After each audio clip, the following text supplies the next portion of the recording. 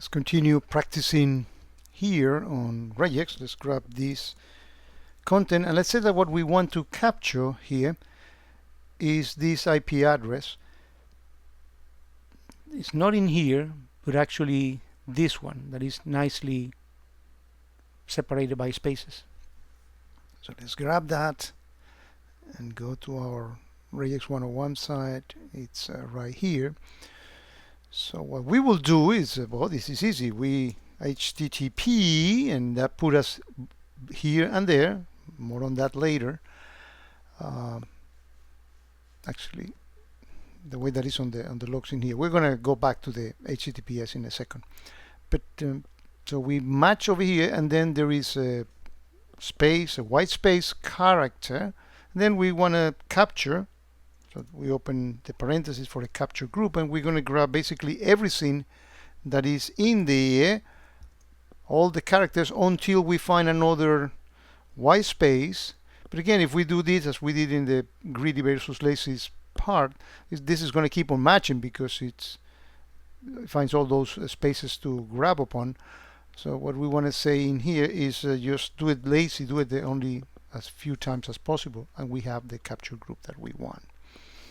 Okay, now let's say that we want to grab this, we want to grab it from here, right? That is not nicely separated by spaces and all that good stuff.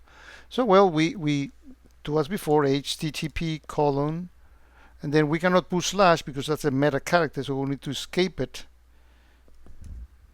And then we escape it again, slash, so we are right here.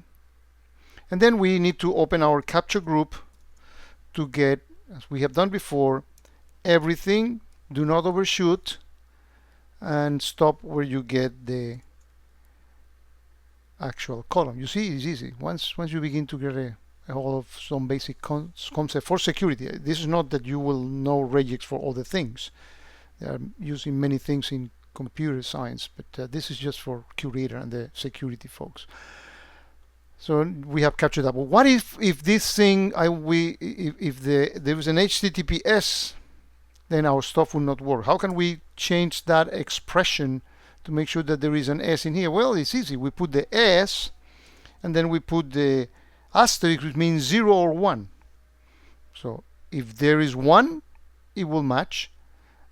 Or actually, not 0 or 1. 0 or more than 0 occurrences.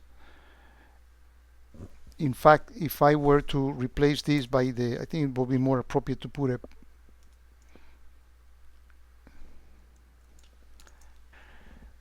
well, if we think it over a bit more, that would be a mistake, because if I put instead of the asterisk, which is 0 or more, I put the plus, means that it always has to have the HTTPS. So it will work if I put the S here, right? But not if it's HTTP. So if I want it to be with S or not S, I mean, what we need to do is put here an asterisk, which means 0, mean none, or more than 1, right?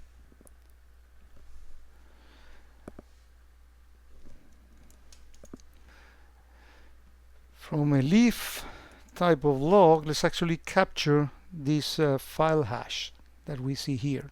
Let me scroll to the right until that caret there, right? So we're going to be using the word meta character. Let's go to the website. Let's dump it here, and let's actually look for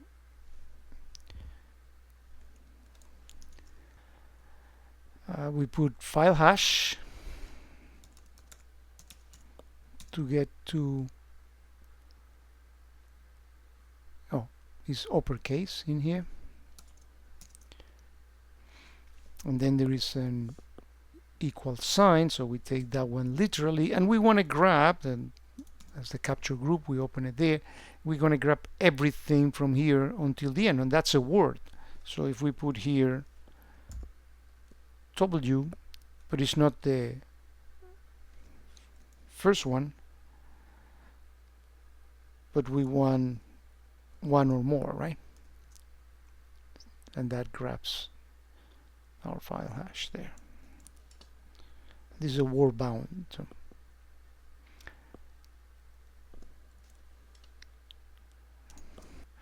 let's practice with a little bit more complex one, in which in here the complication is that the file hash, where is it? Let me scroll to the right here.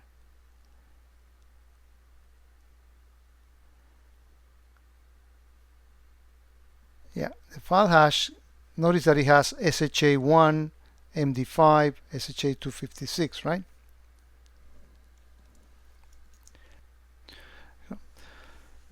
So here we have it, and I actually put the copy paste the expression in there, and this is a little bit more tricky because they are double set of parentheses, and there's going to be multiple matches and a capture group for every one of those. So the first thing that we put is the question mark, which is 0 or 1. I can have 0 or 1 column, which is this one over here, right? And then look for the word SHA or SHA256 or SHA of MD5. That's closest that capture group, and then the equal sign, which is the one corresponding to every one of those, and then everything that is in there as the next word, right? So interesting example. I think we have time for one more example. Let's grab this one, where we want to get this status code that comes after the TCP miss, and this is a 3-digit code, 400, 200, etc., right? Let's grab that log,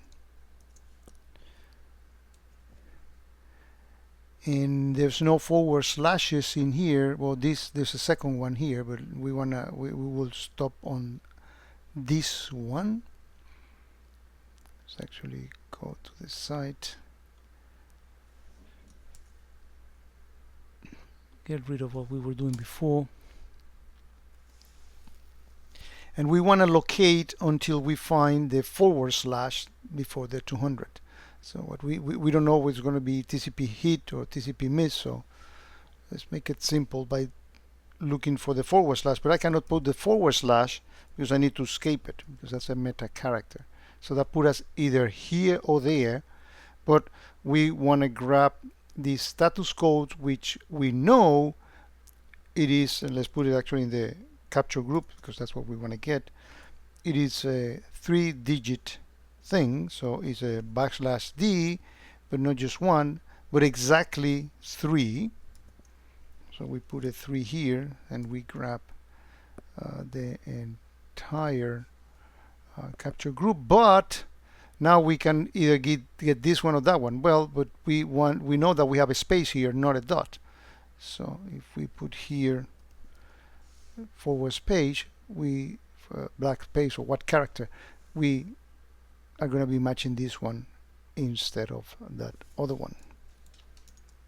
And looking in here, there is that that plus sign that says 1 or more, and that will make it a little bit more robust in case.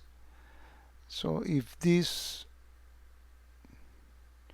would be, well, I don't think that we even need that, but if this is a 2, it will still match in there. But you can actually put here the plus sign.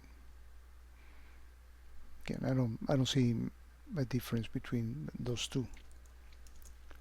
Well, I hope that with this cheat sheet and the videos that we have done, this can get your feet wet into regular expression. Again, you can find any of the many custom properties that I have put here from my demo system, so you don't even have to develop it. But you can use this as a way of training and honing your skills with regular expressions.